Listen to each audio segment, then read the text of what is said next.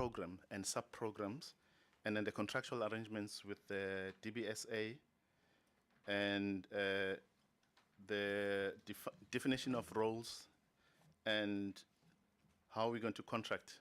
Obviously, we have an SLA that was signed with the DBSA.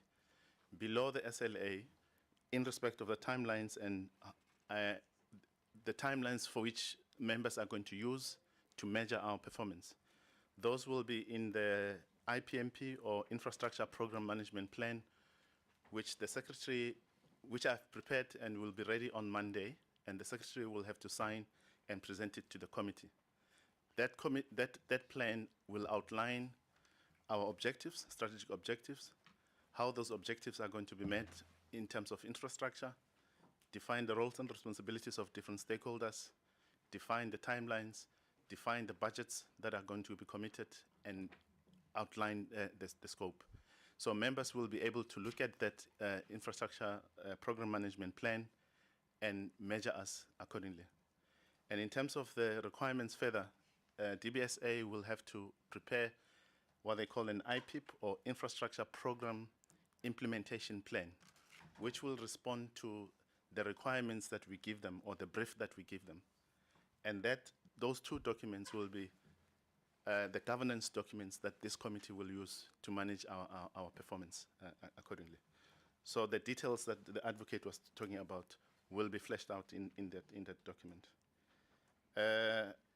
In relation to the envisioned division and definition of roles with Public Works and DBSA, I'll cover that in conjunction with the issue relating to provisions of GIAMA and even relating to TFM.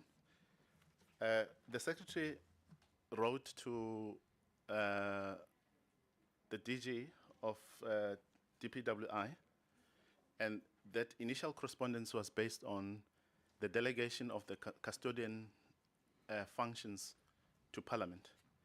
And it went through a process, the minister processed that, and the current position of the department is that they need a legal review on Section 19 delegation of those functions. Subsequent to that, the Secretary then said, wrote a letter and indicated that while we're waiting for the legal review to unfold, we need to have interim arrangements. So Section 18.1 of GIAMA makes provision for the minister to assign certain functions to an organ of state. And in this case, the work relating to restoration of the buildings, the work relating to floor 4 and 5 will be covered in the assignment provisions of GIAMA, of Section 18.1.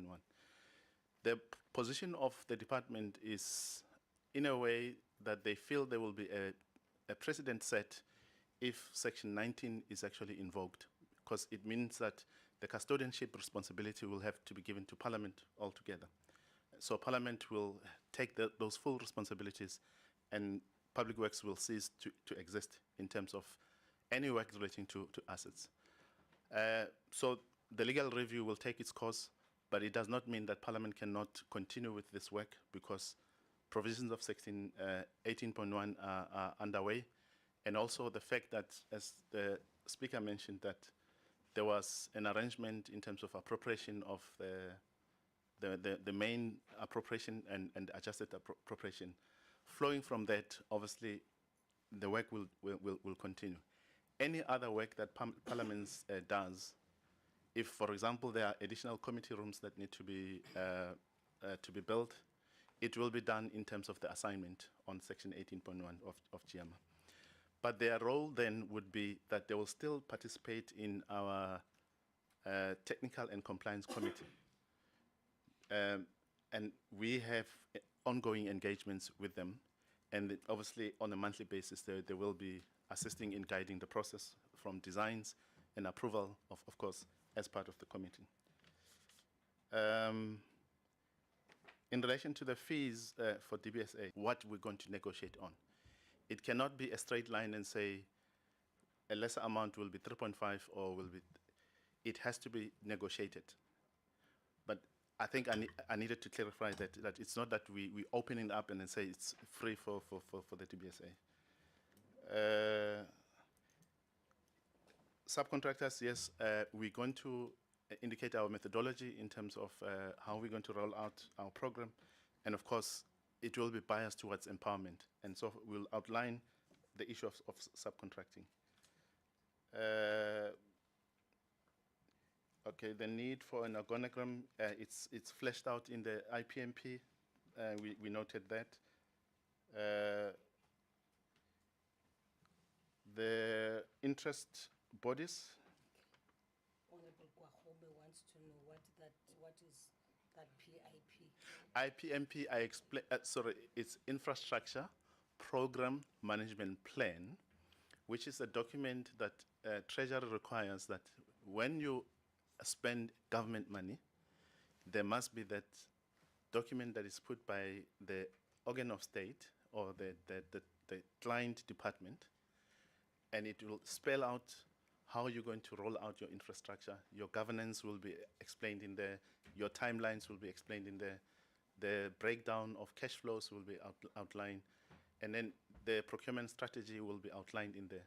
So if you are not going to implement internally, you'll explain that you have an implementing agent, and then you'll say how you're going to engage with the implementing agent, and you define its roles. And that's the document that will come to this committee for the committee to measure us in terms of our performance. On the flip side of the coin is the IPIP, which is Infrastructure Program Implementation Plan. So it's not now a management plan, it's implementation plan, which they will have to outline to say, this is how we're going to execute your work, and these are the approaches that will, and we've taken consideration of what you said are your requirements. So those empowerment objectives, if we have to enforce them, any form of objectives that the committee may choose that DBSA must follow will be outlined in the IPMP, and they will respond with their IPIP to say, this is our approach from what we understand. Sure.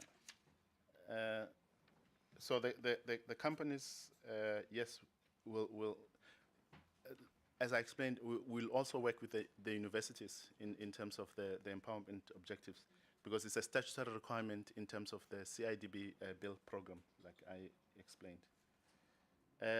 Steering committee, I did not reflect AG in terms of the governance committees, but it goes without saying the AG has to do real-time audits, and I did not reflect it in the governance structures because they have a statutory function, so it's a given they have to do it. And therefore, they cannot sit in a committee and become an auditor at the same time.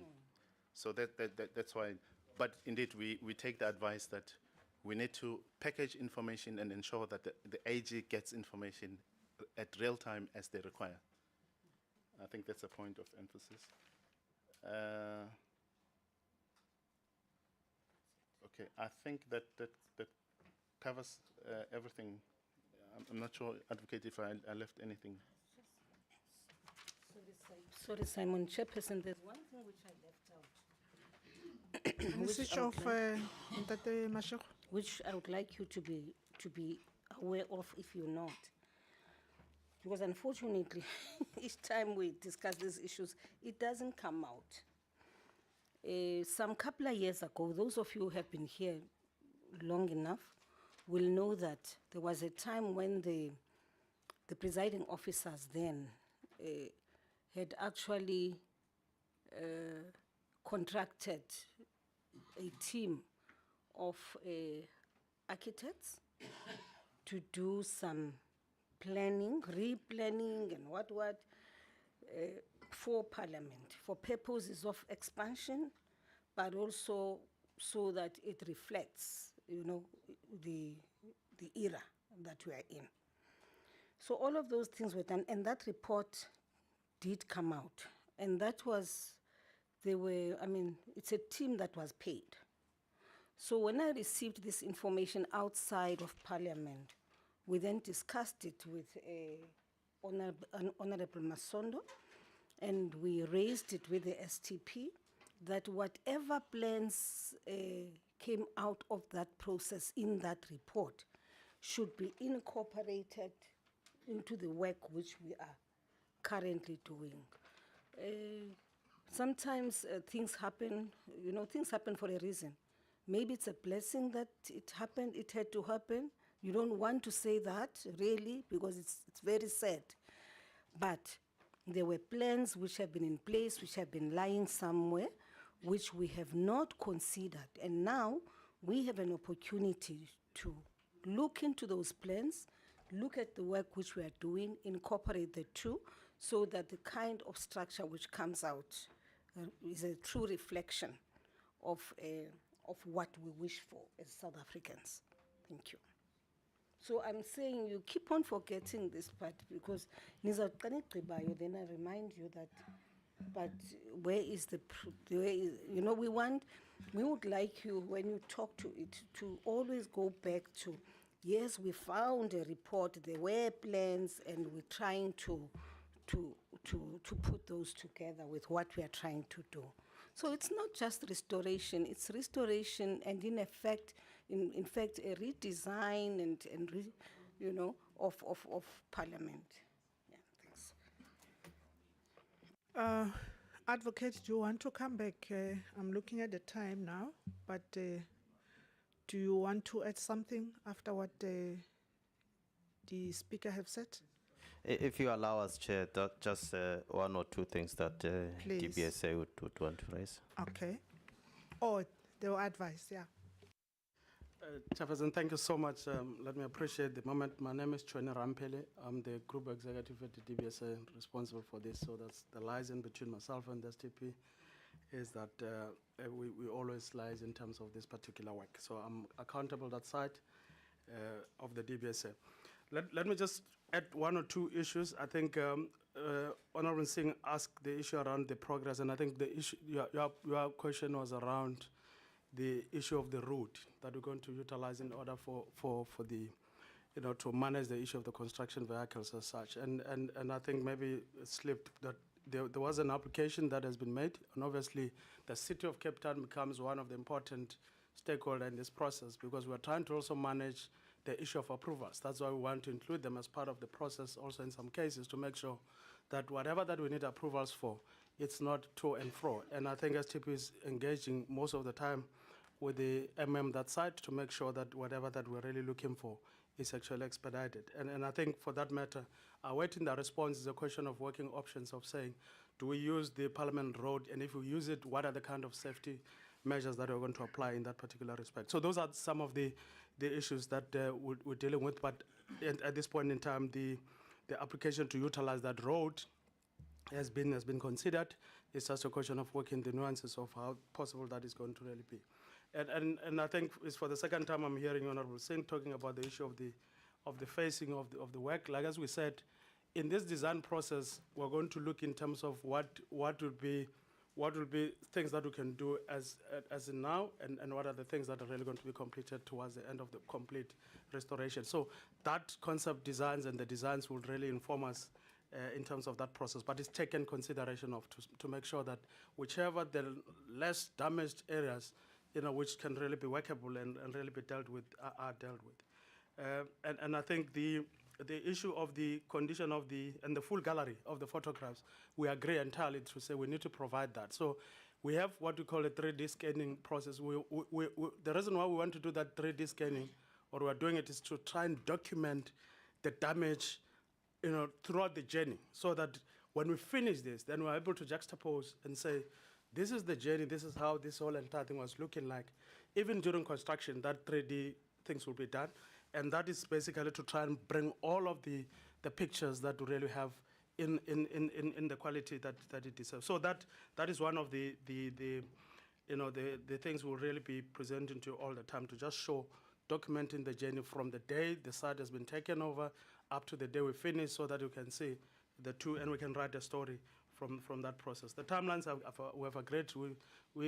I think the issue is for us to, when we present to you, to make sure that the timelines, there is a reference to something, so that we're saying that in the last whatever we said, this is what we're looking at. And I think that's That's basically, we'll just fortify that component of making sure that the dates are properly, dealt with. They are there, there are detailed Gantt charts, but I don't think we want to really extract them to the point that we are able to then see them properly from that point.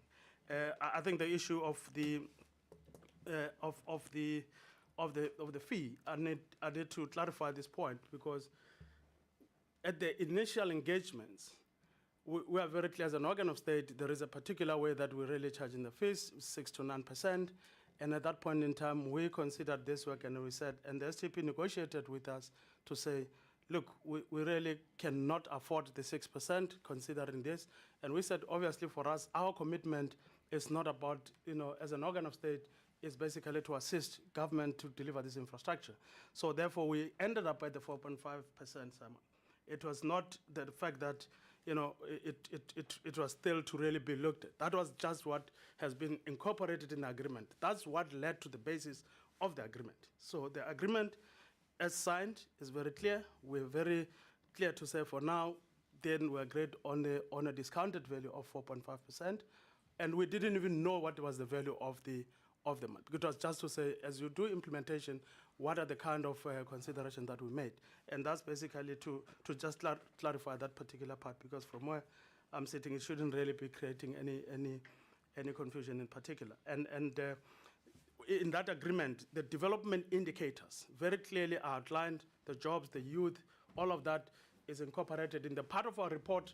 When we get into that space, is basically giving all the reports relating to that, to make sure that what difference is this program doing in terms of the delivery of the offices, of the whole entire infrastructure.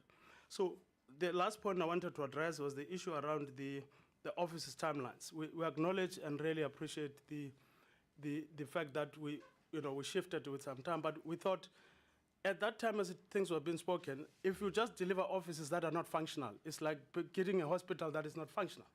So as a result, we thought, if we don't address the issue of HVAC, we'll get to offices, and the offices will be hot, the offices won't really be, the air quality will still be the same air quality, and then we get sick. So the point was that we needed to address the issue of making sure that this whole entire offices, because to build them, to structure them and build them shell is not the problem. The issue is the issues around the HVAC, the ventilation, the air conditioning part of it, which currently doesn't work. And we're trying to say, let's work it out completely, and that members can really find the offices more functional than getting into offices that particularly may not necessarily be functional, and we retrofit. So we're trying to avoid the retrofitting. We better spend this time to really get everything intact, that when you get into that office, the air quality has improved, and then that at the end of the day, the offices are decent as the speaker has indicated. So that is just what I needed to just clarify to that effect. And the issue of the reality of the timelines, considering the agency, Speaker, we spoke about this thing around January, February. So we thought we'll run 3 shifts. So 3 shifts basically means that, we'll cordon off the area and making sure that, because there's nobody in there, that 3 shifts are working. And in that regard, work that was supposed to be done in a month, we could really be done that 3 times in a particular day. But that's just for the delivery of offices. That's how we wanted to accelerate the program, because they're not working on outside, but it's inside. So it's just more looking at how we accelerate that design, and with the correct supervision and monitoring. Okay, I think that's good. Chair, thank you so much. Thank you, Chairperson. That concludes our responses to the questions. Okay, thank you very much, Speaker and your team, in the responses that you have given. And I am just hoping that members are not going to be tempted to want to make a follow-up or to have a second bite, because we have adopted the agenda of today. From here, we need to go to do oversight. Remember, we initially, somewhere last year, is it last year? I'm not sure. We wanted to do oversight, but because of some restrictions, we could not. And members were somehow aggrieved. Now that we have the opportunity, let us do what we are expected to do. And hence we have this meeting today to say we're going to have this meeting, and after that we are going to do oversight. And as we are wrapping and getting ready, I hope the PPEs are ready for us. Okay, yeah, team, ready.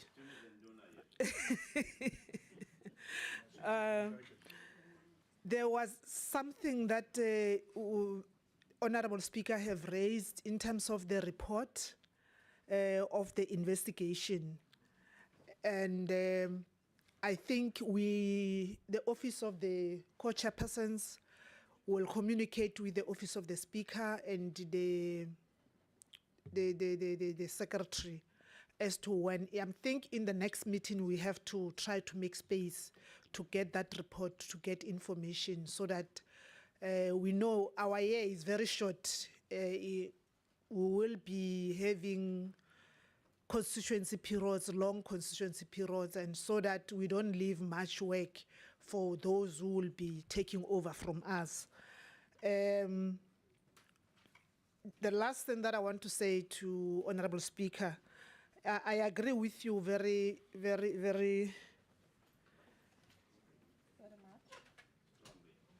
strongly that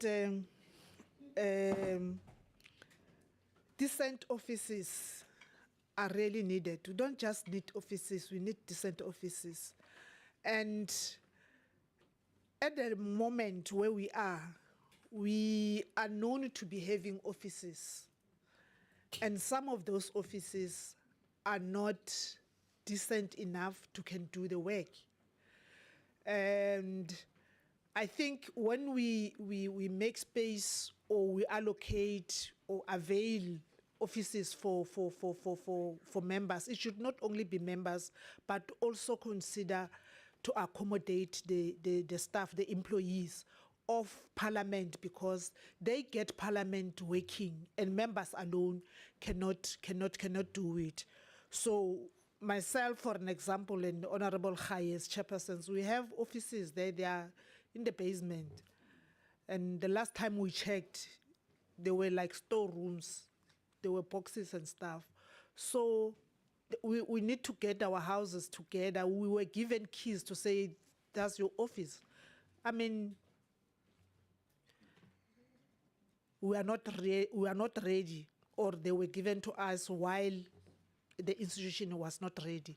So we are just saying that before we hand over whatever that needs to be done, let's get our house in order and be ready. We can't even hold meetings there because there's no signal. So that's what I wanted to say. And I want to thank all the members for waking that early, showing your commitment and your participation together with our speaker. Thank you very much, Speaker, for availing yourself. And we now understand that the chairperson is out of the country, because we were concerned that has he been invited, what is going on. But we appreciate your availability together with the acting secretary and all the members and participants. Let's go and get dirty. Thank you very much, and all the stakeholders, thank you. Sorry, just wait a Chair, moment, please. allow us to thank you too for inviting us to come and make this presentation, so that members don't hear from the grapevine that, for instance, there's a new staff member and we don't know what he's doing. Now you know, you've heard it. There is indeed Mr. Mashiko, who is based in the office of the STP, who is the one who is managing the project and liaises directly with DBSA. And I mean, when he raised the matter with us as the presiding officers, we understood, because there isn't that kind of capacity within Parliament. So thank you very much for affording us the opportunity. And honorable members, please be patient with us, because one of the things they did say when they were about 2 weeks ago, when we had a discussion, was that there will come a time when there are certain areas which will have to be cleared, where we will not be able to move into, because they need to protect us as well as members from the whole operation, which is they are going to be embarking upon. So thank you very much, honorable members. We appreciate the opportunity. And if there is a question, I think for me, it's always better when we come, present the issues to you, you raise your questions, and then we respond, and not leave members lingering and not understanding what it is that we're trying to do. It has not been easy road, but I think we're getting somewhere. Thank you very much. Thank you very much, and thank you you, very much. Mtate Masho, the project manager, like somewhere else. Thank you. Thank you very much.